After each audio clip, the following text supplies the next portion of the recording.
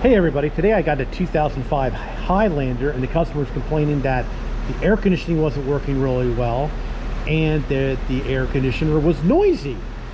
Alright, so we went ahead and evacuated it and it held the vacuum and we recharged it. So let's start it up.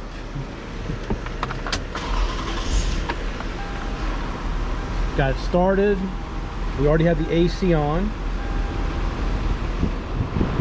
AC seems to be working.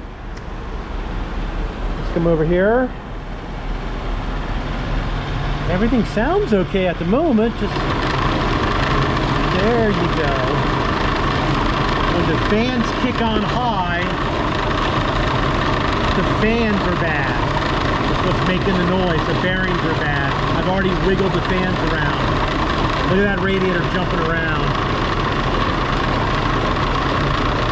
So there you go. Customer states AC noisy. It needs a set of cooling fans. All right, everybody. Thanks for watching. Please subscribe. You can always do that in that corner. Please give me a thumbs up if you like my automotive videos.